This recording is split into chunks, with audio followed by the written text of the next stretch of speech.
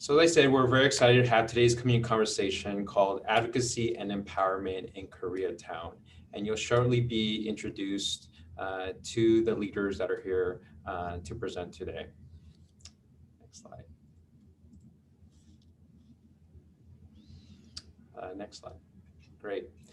For the last couple months, actually since the summertime, when we began Metro Community Conversations, we've had an amazing conversation with so many leaders across the county, thus far in Little Tokyo, Chinatown, South LA, San Fernando Valley, and just last month with Tongva leader Julia Bogani. And the purpose of these conversations are really started because of our unable to have these conversations in person due to the pandemic. And so we wanted to provide a space so that you can listen and learn from these communities on their activism, their histories, and what they're doing and what they're about. So just as if you were imagining getting off the train or the rail line and visiting Koreatown or Chinatown, Little Tokyo, or South LA, or any of the native lands here in the county, and having the conversation with these leaders. And so we're providing that again today. And at this time, I'd like to introduce Lucias Question, who will introduce we're humbled and honored to have these leaders here today too. So at this time, I'd like to introduce Lucias to introduce them. Hey, good morning or good afternoon, everyone. Once again, I'm Lucias Question, and I actually am a community relations officer on the Purple or D-Line Extension Project, which goes through Koreatown and into Westwood. So I thought it would be great to invite the Koreatown Immigrant Workers Alliance, or KIWA, to host this month's community conversation. And through a combination of grassroots organizing and strategic partnerships, KIWA seeks to empower workers and residents in Koreatown. So our topic today is advocacy and empowerment. And today's presenters will include KIWA's Executive Director, Alexandra and KIWA's Tenant and Transit Organizer, Steve Cho. They'll provide a history of KIWA's work in Koreatown and how the neighborhood has changed, and their vision for a just Koreatown in LA. So next up, can we show our intro video to set the tone and context for this meeting?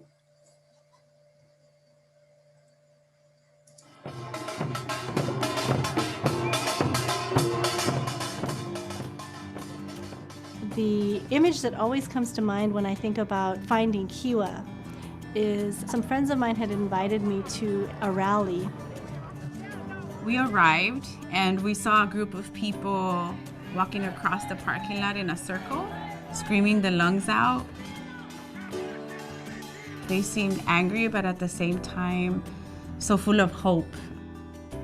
Even before I could see them, I could hear them chanting in Korean and Spanish and English, chanting for workers' rights and economic justice. And I just felt like I'm home.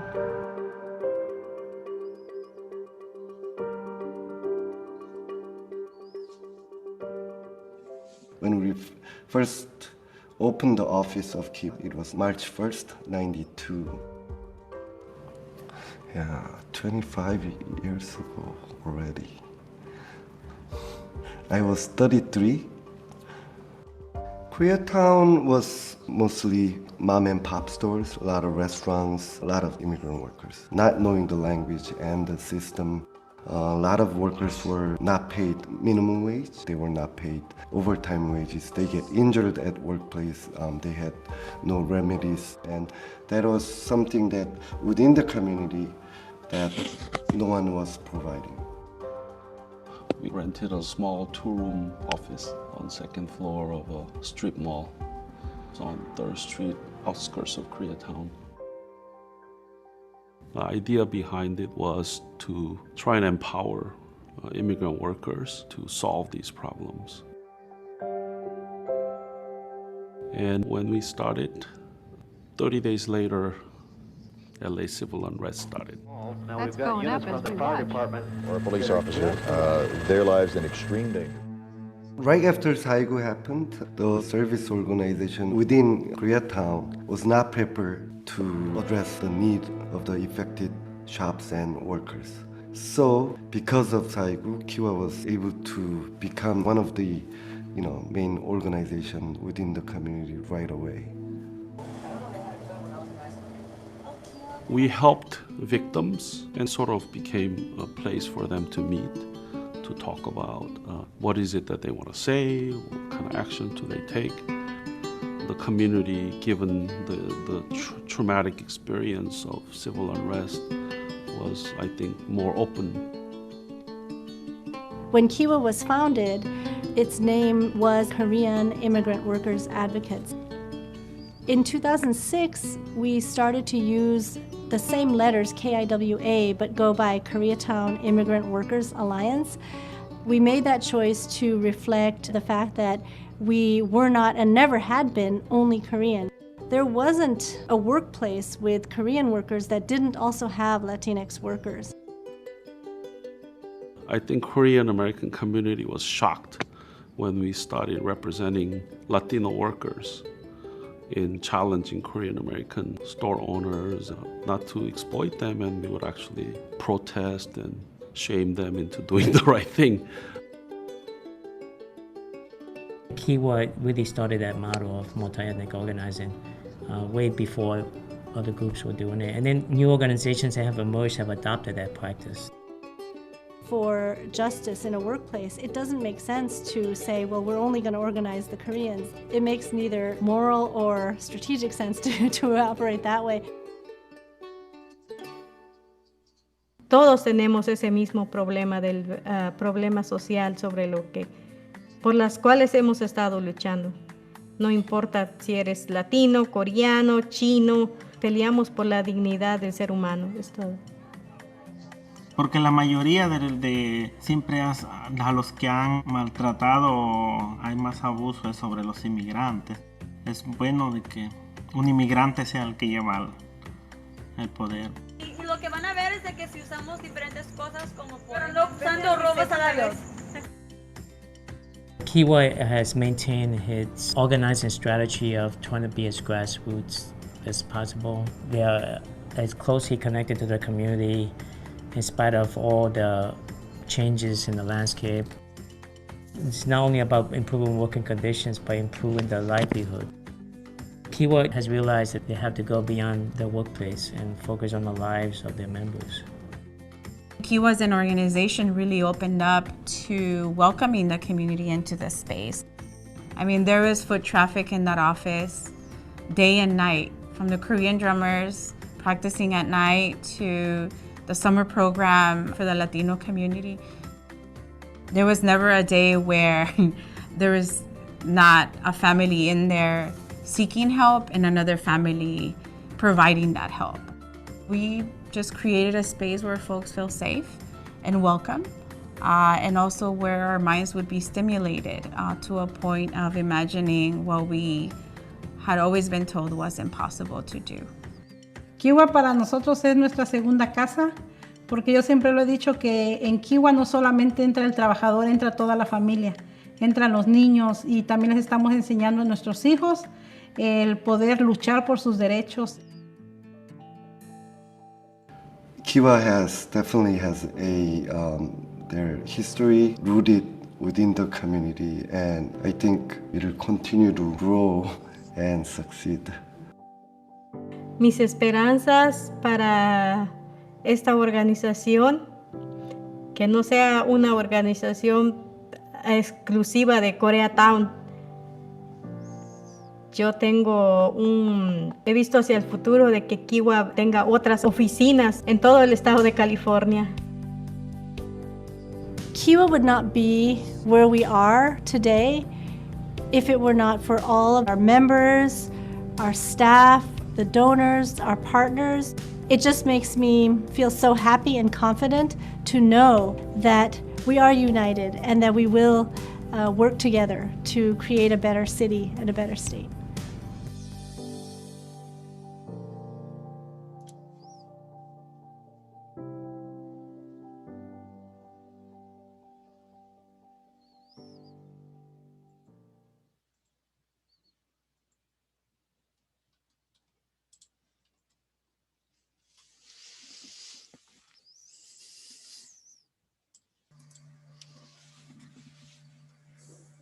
right, Christina, thanks for sharing that video. So up next, I think Brady will be presenting his screen for us. Yeah, hi everyone. My name is Brady Collins. I'm policy analyst with KIWA.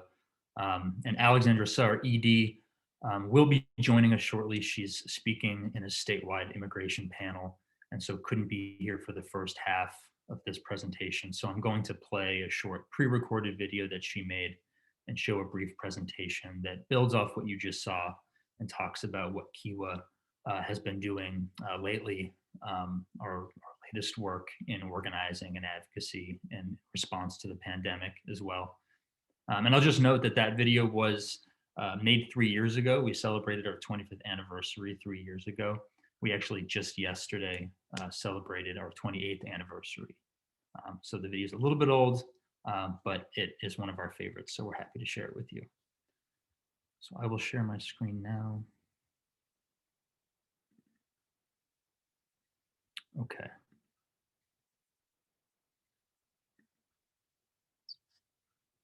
Hello and greetings from Koreatown. My name is Alexandra. I'm the executive director of KIWA, the Koreatown Immigrant Workers Alliance, and I'm so happy to be joining all of you for this community conversation today. I want to thank the folks at Metro for putting together these conversations. I've learned a lot from some of the other conversations I've had a chance to listen to and watch. And I also want to thank my coworker, Brady Collins, for serving as the bridge to make this conversation possible. I thought I'd start by just giving a little bit of historical background. Koreatown wasn't always called Koreatown, of course. We are on Native American Tongva land, and it's this area, actually a little bit south of where Koreatown is now, started to become the center for the Korean community in the 1930s. And that's an important time because it was a moment when Japan was occupying Korea and trying to erase the national identity. And it often fell upon folks outside of Korea to maintain and assert national identity. Today, of course, we are in a highly, highly multiracial, multi-ethnic, multilingual space that is home not only to Koreans, but also to Mexicans, especially Oaxacans, to Salvadorans, Guatemalans, Bangladeshi, Hondurans, Black community members, white community members, Mongolian community members, and so many more. And we consider that to be a strength, that it does not take away from the fact that this is the center economically, population-wise, culturally, and symbolically of the Korean community, that it is also many things to other communities at the same time. I think that we're very proud of our multiracial, multi-ethnic character. KIWA got started in 1992, just a few months before the civil unrest. And I like to say that the reasons why KIWA's founders, who were progressive Koreans inspired by the democracy movement in Korea, the reasons why they started this worker center in Los Angeles were because they recognized a lot of the conditions that would lead to the civil unrest, that there was a lot of economic exploitation, a lot of racism, and KIWA and many other organizations that were forming at that time sought to address some of these conditions. It was at a time when many labor unions were under attack and losing ground, so they were unable to step in many of our small people of color and immigrant-owned businesses to organize. So KIWA started out addressing wage theft and economic exploitation, labor conditions in Koreatown. And from day one, we recognized that it could never just be about Koreans, that almost every workplace where a Korean was working, there was also a Latino worker working alongside. And so from the very beginning, KIWA approached our work as a multiracial organization and a multiracial problem.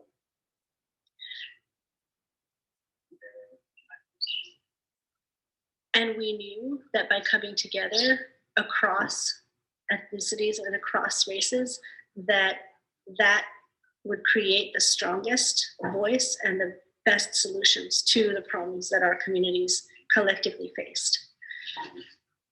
So KIWA has been working since 1992 on issues of workers' rights, but also immigration, fighting for the rights, especially of undocumented immigrants, as well as more recently around housing.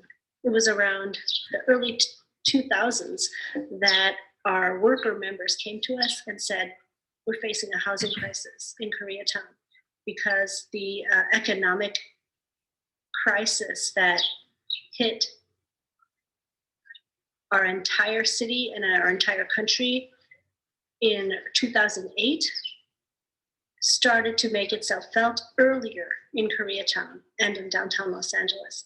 And we responded by incorporating housing issues into our analysis and into our work. So for the last 15 years, we've been looking at workers' rights in the context of housing rights, in the context of immigration. And it makes sense to do so. Of course, KIWA was part of raising the minimum wage, creating a pathway to a $15 minimum wage, but that is only beneficial if your rent is not skyrocketing. So these are problems that are closely related and solutions that we are forging together. KIWA organizes workers to improve conditions in the workplace. We also work on policy to change some of the laws in the city and the state that affect all of our communities. And we've continued to do this work during the pandemic, even as we responded, because the pandemic has hit our community members, many of whom are undocumented and not eligible for federal relief funds, hardest. And people are living under a great deal of stress with food insecurity, insecurity about paying the rent, and even during this time have been stepping forward to organize, to encourage and inform their coworkers, and to work together to create a rebuilding of Los Angeles that is not a recovery into the conditions we had before, because that unsustainability is what led us to the conditions we have now. We need to come together now to build a stronger and more sustainable Los Angeles, and we look forward to doing that with Metro. I know some of my colleagues, including Brady and Steve, will be talking, and I will be joining the conversation later as well. Thank you, and see you soon.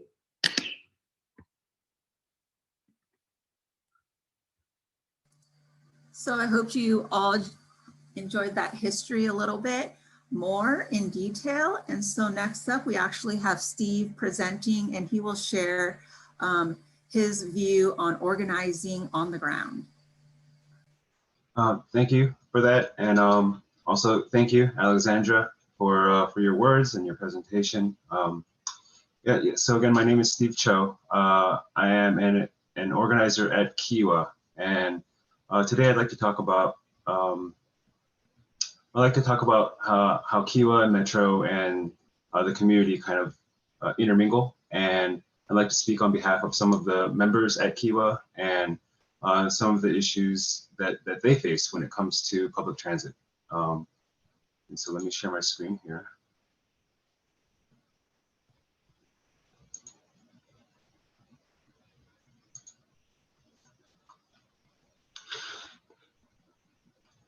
All right, great. So again, these are exciting times. I think myself, as well as many of the members at KIWA, are excited to hear that there is a potential for a fare-free system, transit system here in Los Angeles. And it's very important to them and myself as a small part of a larger shift towards a more equitable Los Angeles. So KIWA is only able to kind of interact with the equitable transit space with ACT LA. ACT LA standing for Alliance for Community Transit Los Angeles. It's a coalition of 39 member organizations. Some of the organizations you see on the screen are just a few of the many organizations that are part of the coalition.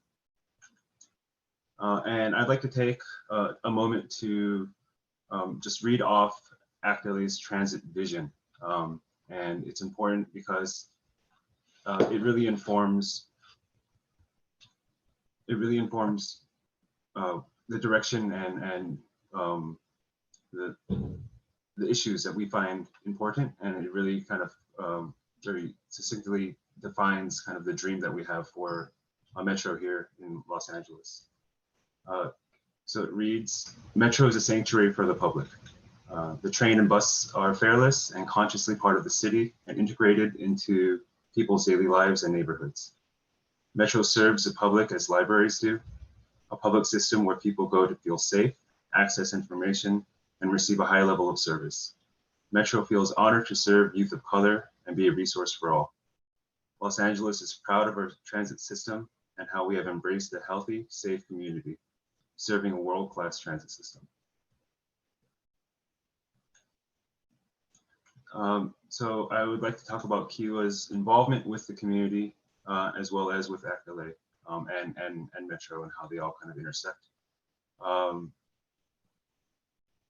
So our community members are highly invested in public transportation.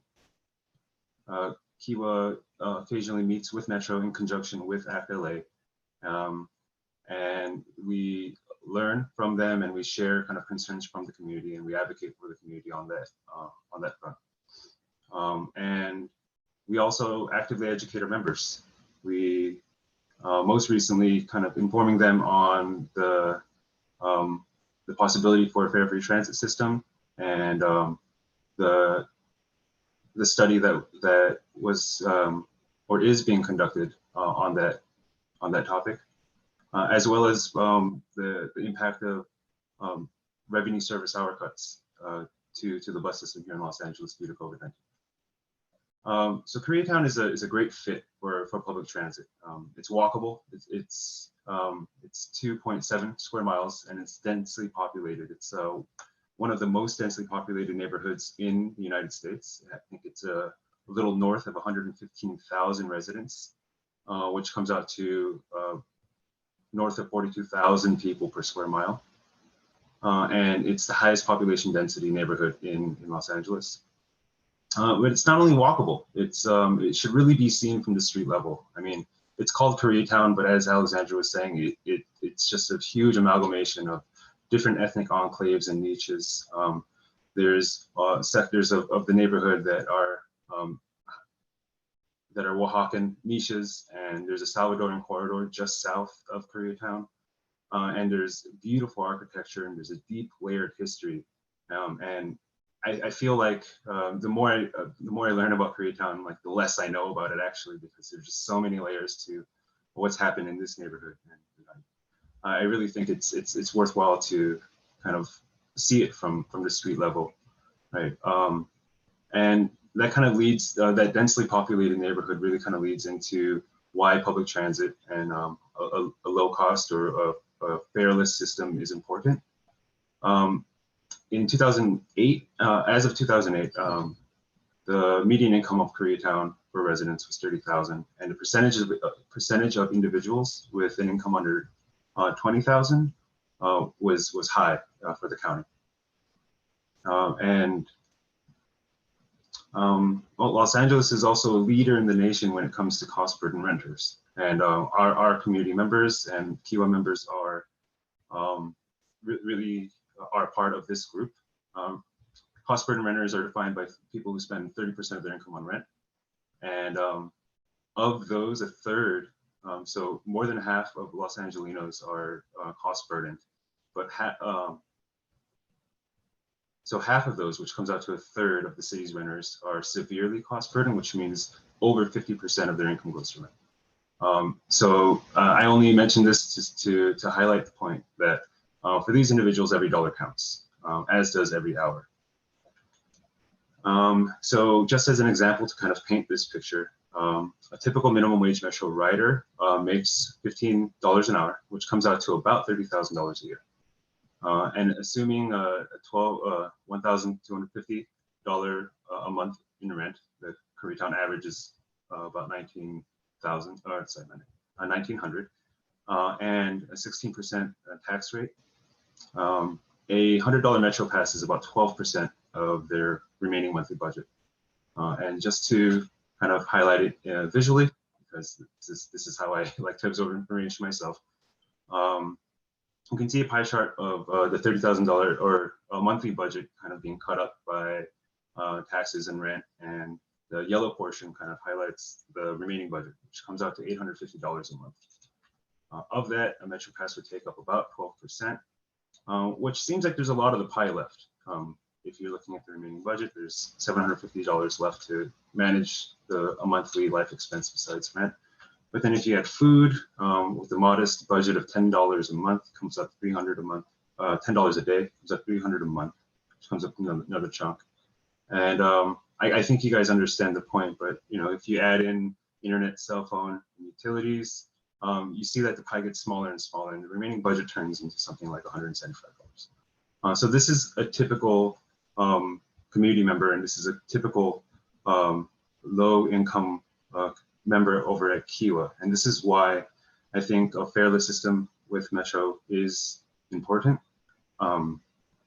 And this is, it's not just money, it comes down to time as well. A typical commute for a public transit rider to work from home is anywhere between 45 minutes to 2 hours, typically an hour. And even a modest commute of 5 to 10 miles can take an hour, whereas a drive time by comparison would be 10 to 15 minutes. So these are some concerns from the community, and I think it's really important to kind of make some of these stories real and make some of these issues real. Because because one of these kinds of stories kind of reflects on a large segment of our Los Angeles population. And I'd like to, in closing, I would like to acknowledge that we're hopeful and we're excited. There's a lot of cool things happening with Metro. I really want to thank the Metro Community Outreach Team for this space and platform to be able to speak about these things, speak about Koreatown. And we truly do recognize that there's so many stakeholders with a lot of different motivations, and recognize that Metro is truly doing the best they can to make an equitable Los Angeles. So once again, thank you for your time, and that ends my presentation. Thank you, Steve, for your presentation, and thank you everyone that is representing KIWA today and sharing with us what issues are on the top of your mind and what's important, and sharing that with the public and also with Metro itself. Christina, do we have any questions from the audience at this point, or should we just kind of start with me, because I have some questions? Yeah, I don't see any questions in the chat yet, but just as a reminder to folks, feel free to put your questions in the chat, and then we'll read them out so folks at KIWA can respond, or you can raise your hand and then we will unmute you when it's your turn in the speaker's queue. Yeah, all right. But you can start, Lucia. Okay. So my question is actually for Steve, because I work with community groups, and I was wondering, because KIWA works with so many different types of people, there's a lot of diversity in your volunteers. How do you get people who also struggle with time to show up, come to your meetings, fight for your causes, and how do you maintain that energy? Thank you, Lucia. That's an excellent question. Sometimes I ponder the question myself. It's well, quite simply, it's not easy. And none of this is. And these are really difficult and uncomfortable sometimes conversations to have. But the fact of the matter is it's important. There's a lot of things that I think we can all recognize that just don't work and should work better and can work better.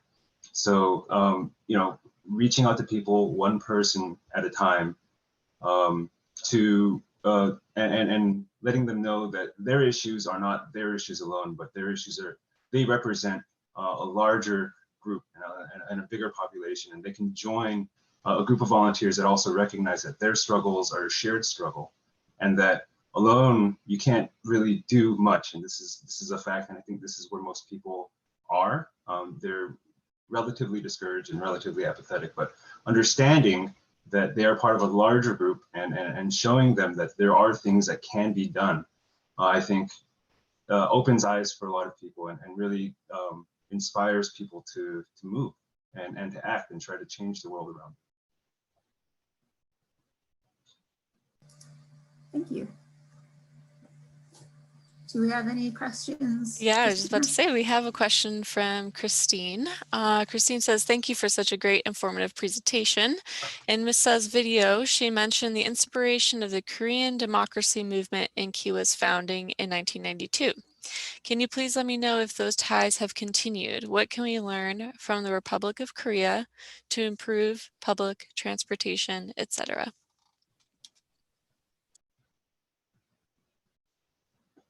Well, yeah, this is a moment where I think if Alexandra Suh were here, she would be much more equipped to respond to that directly. But I'll just say that the ties remain, and that in the 7 or so years that I've been around KIWA, we often have delegations from South Korea visit our office and talk about whatever labor struggle or tenant struggle they are dealing with in South Korea, and we share knowledge, we share best practices, and we try to build an international coalition. So we've often been receiving groups of workers and tenants and members of organizations from Korea to come visit us. So that those ties are certainly still there, and we try to maintain those kind of transnational connections. I'll just note that we do have some other KIWA staff here as well, some other organizers that I want to shout out. So Unyoung Nim and I think I saw Eladia and Ellen. So if you all want to chime in, I think you can in the chat as well. Fabulous. We have another couple more questions. Okay, more questions coming in. So Melissa asks, hi everyone, great conversation and thank you for your time. My question is, what has been the most effective method in reaching the community, sharing information during COVID? What can we learn about how to better communicate in the future with or without COVID?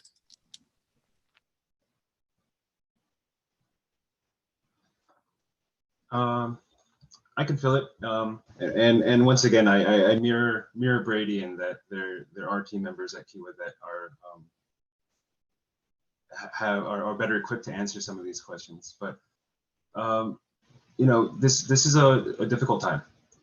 I think again, it's a shared experience. We all understand that it's a difficult time, and I think we can also acknowledge that these times are more difficult for some than others.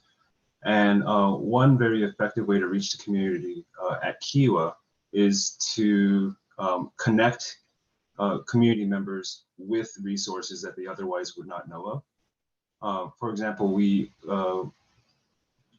connected with an organization called Food Cycle, and during these times, a lot of our members have been insecure in terms of food.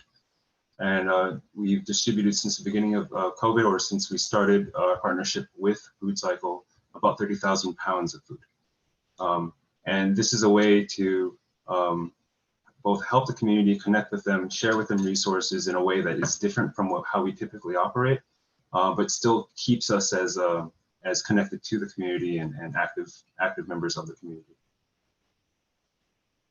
So to answer the question, projects and campaigns such as those really help us stay grounded in the community. So when it comes to resources or distributing funds for those that have been unable to access funds from either the state or the federal government, that is the role that we play for, especially our undocumented community members here.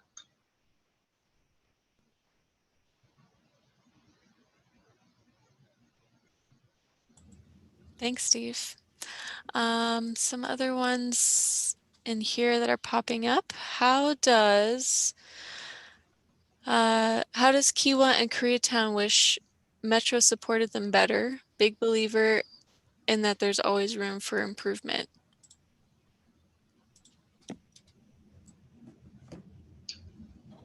Well, platforms such as this, I think this is a perfect example of how we can better support one another. I mean, again, sometimes a tone might get misconstrued, but we're not at odds. We're collaborators. We work together because I don't think anyone in the room feels like things should be harder for people.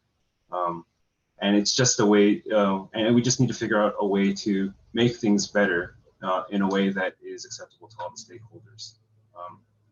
So how to better support one another, you know, more conversations of freer lines of communication between organizations such as KIWA. I mean, we're not the only community organization either, but communities such as KIWA having open lines of communication with Metro. I think, I mean, this space and this platform, community conversations, I think it's excellent. It's exactly what's needed to have Metro be part of the community as well.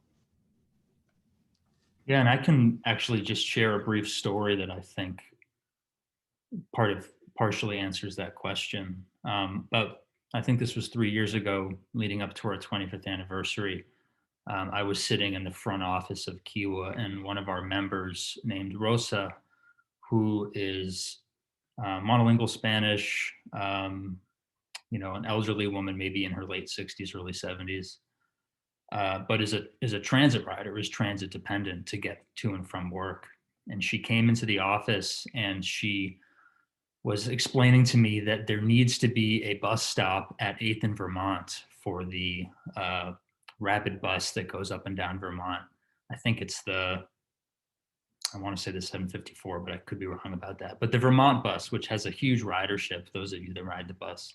And it stops at Olympic and it stops at Wilshire Boulevard, but 8th Street is a really, really densely populated area, and it's where Rosa lives. And she had actually gathered over 1,000 signatures from her neighbors in the community, and they were all scribbled down in a notebook that she carried around with her.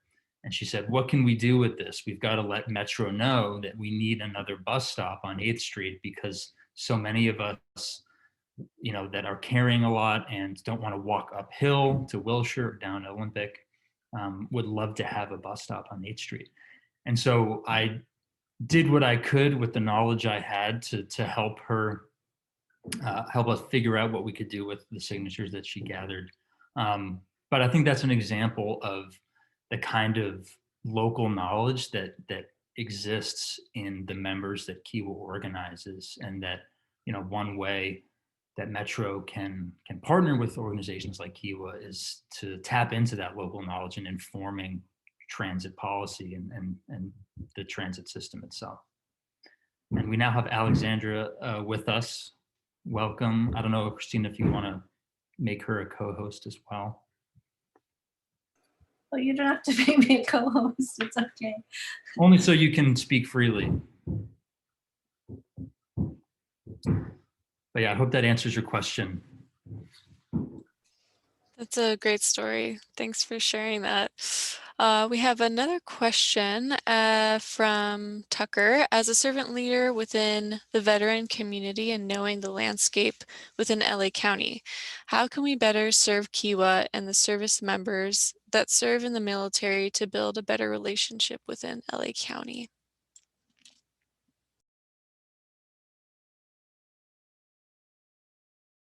Well, go ahead, Alexandra.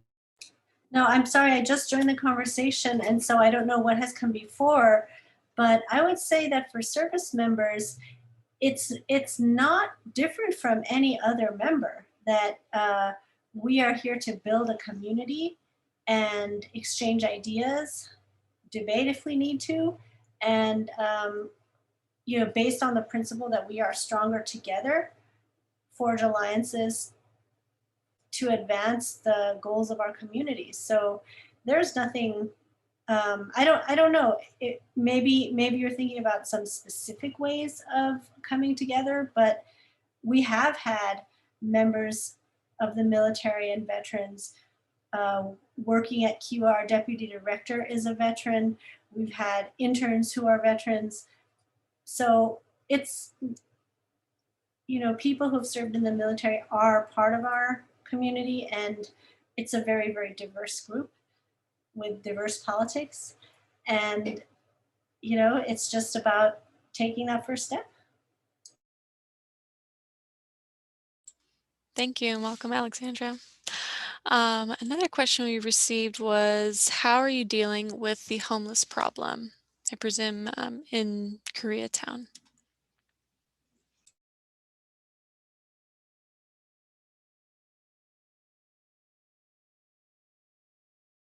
Well, Steve or Brady, you could answer this question just as easily as I could.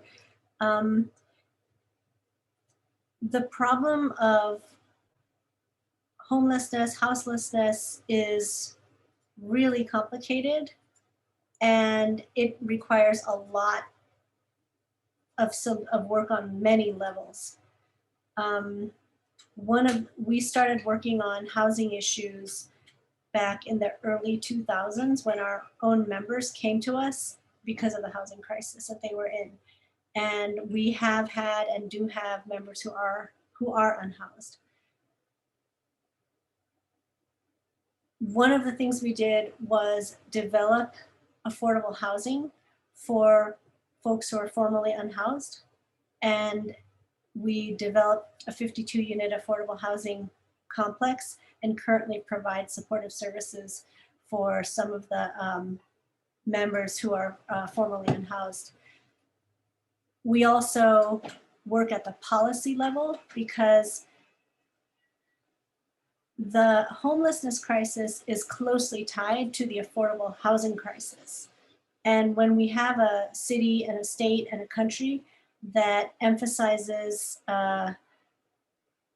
speculating on land for profit rather than providing homes and stability for a community, then we're going to have both a homelessness crisis and an affordable housing crisis. And we can't solve one without solving the other. We need to do both at the same time.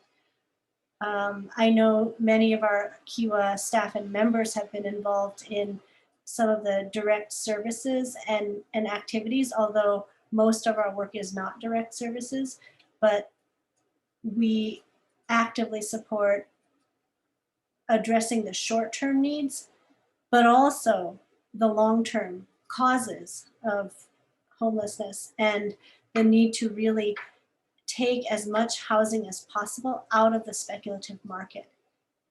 And that's a really long-term plan, but things like community land trusts, affordable housing, and other ways of saying that this is land, this belongs to our people, our communities, and we need to protect that land and ensure that our communities can thrive here. And that can't happen if private equity owns every unit of housing in the city. Thank you for that. Well, a question that's somewhat related is, does KIWA receive support from the councilperson's office, the Bureau of I think, Street Services, and is the neighborhood council involved? We did receive some funds during the pandemic to provide direct services to our community members. We received some funds from both Council District 10 and Council District 4 during the pandemic. Traditionally, we don't receive a lot of funds from the City Council directly. but we're not opposed to it. If they want to contribute to our work, we welcome it. Thank you for that. Pivoting a little bit, somebody asked, what efforts do you make to communicating and engage in Korean with community members?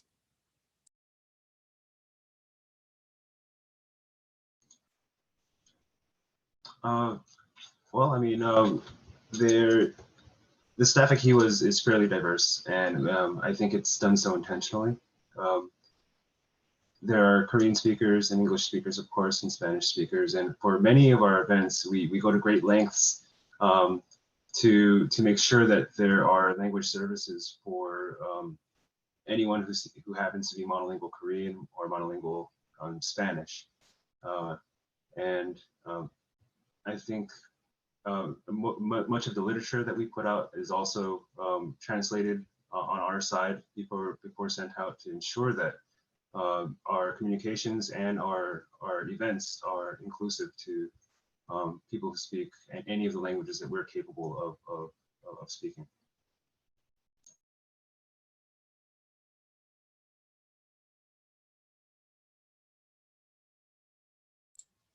Thanks, Steve. Another question was, I'm going to interpret a little bit. The question was, how about senior citizens as far as housing and senior centers? From Fran. I think Fran might be asking perhaps how you engage with senior citizens in Koreatown and the senior centers there.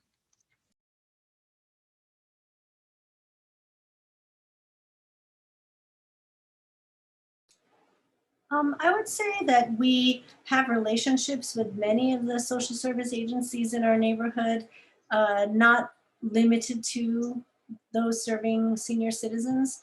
But I think that the main way we're involved is that we have a membership that is very diverse with regard to age. So we have a number of senior citizens who are active members of KIWA. And some of them have been with us for 20 years and more. So in some ways, this may sound a little similar to the question about the veteran community, in the sense that we don't have a specific program that focuses exclusively on senior citizens, but we integrate and welcome seniors in our day-to-day work.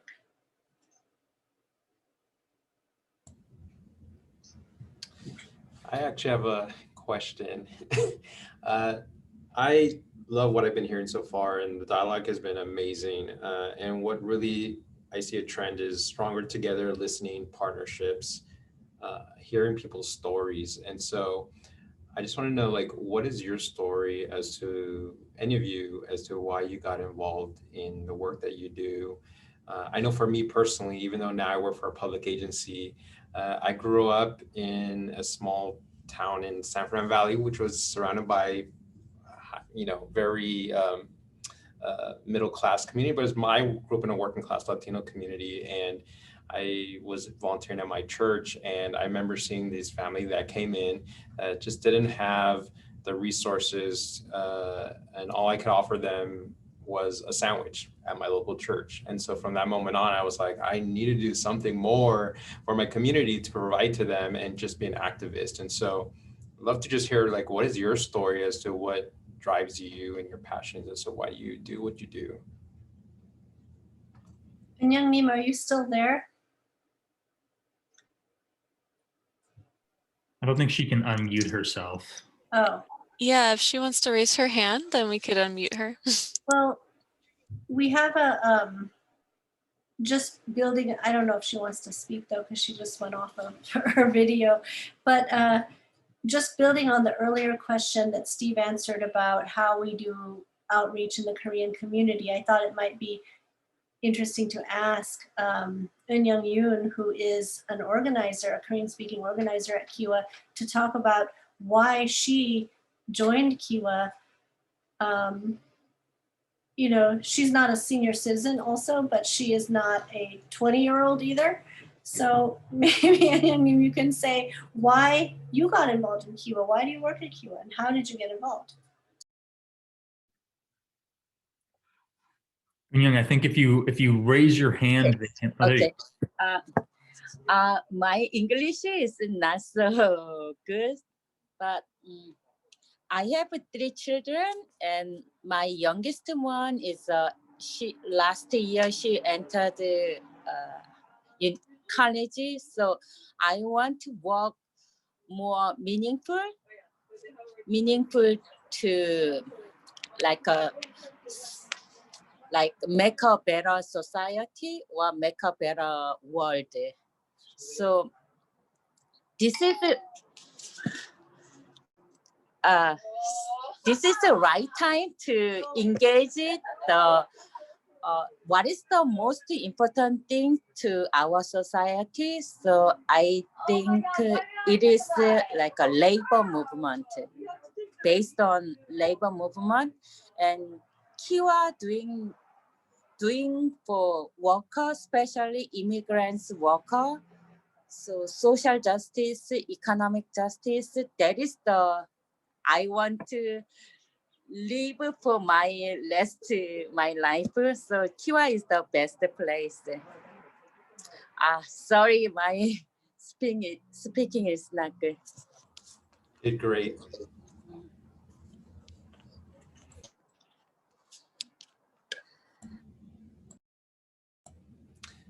Christina, Lucia, I know we have a few more minutes. Do you want to take a few more questions before we have like closing comments? Yeah, that was a fabulous story. Thank you for sharing that. Let me look in our chat. Lucia, I know you had other questions too, so feel free as I look through the chat. But we did have one. Someone asked if you have certified translators and interpretation services at KIWA, and that if you did, that's an opportunity to offer Metro or probably other agencies as well, who rely on services a lot for public meetings when folks need it. Well, the quick answer to that is no, we are not certified interpreters, and we're not actually seeking to provide interpretation services for other agencies. We actually want to focus on organizing and the work that we need to do to build our movement. And while we support language justice in all its forms, we sometimes even bring in outside interpreters so that our organizers can actually focus on organizing. You know, interpretation is a really important role and takes a lot of skills. And, you know, we don't hire based on that primarily, but upon people's interest in being part of this, you know, organizing and social change. And they also have, you know, we all also have to use our language skills on the side, but, you know, there's people who are just really, really good at interpretation. And whenever we can, we leave it to the pros. And then when we engage with our community members, we do so in Korean, English, or Spanish. I think it's the last few minutes. Alexandra or Steve or Brady, do you have any last final comments to everyone here joining us today? Did Steve adequately shake the gates of Metro earlier in this call? I think he did a great job, and so I know for those that were on the Zoom meeting today from Metro, we'll be going back and talking further with them too. So thank you. I think it's important to have these hard conversations, and it's really appreciated. And I think what Steve said is that we're not working. It's not about. It's working together for the common cause of what we're trying to accomplish to help better everyone in the community. So I just want to say before I know Lucia says anything or Christina, thank you for having this, for joining us today and you know, presenting to everyone who participated. So thank you so much. And thank you, Lucia, for bringing that bridge on the Purple Line extension project. So these conversations will continue in the new year, and I thank you for that today. So I'll let the rest of the team say final words. Yeah, so thanks everyone for joining us today. And once again, congratulations, KIWA, on 28 years of service to the community. That is amazing. And if anybody in the audience would like to reach out to KIWA with any follow-up questions or would like to get involved in some way, you can find them at kiwa.org. They also have a Facebook page at Koreatown Immigrant Workers Alliance. And their Twitter and Instagram is KIWA for Justice. And that's it, everyone. Have a great day. Thank you, everybody. Bye-bye.